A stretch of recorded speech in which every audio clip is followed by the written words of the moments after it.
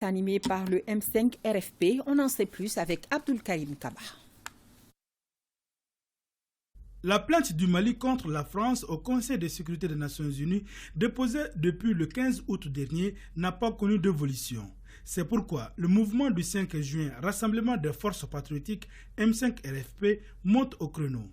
Parmi ces actes, on peut citer des violations répétitives et fréquentes de l'espace aérien malien par les forces françaises qui y font voler des drones, des hélicoptères militaires et des avions de chasse sans autorisation des autorités maliennes.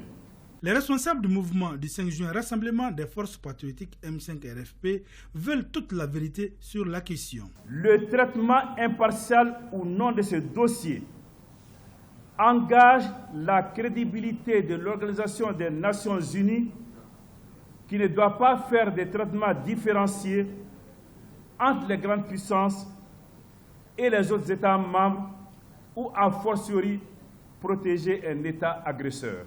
Par rapport aux 49 soldats ivoiriens au Mali, le M5 RFP dénonce l'attitude de l'organisation sous-régionale. La CEDEAO, officiellement saisie par le Mali, qui devrait se faire le devoir de porter et de soutenir ce dossier, observe malheureusement un silence assourdissant, alors qu'à l'inverse, elle envisage de tenir un sommet à New York sur le dossier des 46 mercenaires ivoiriens détenus au Mali.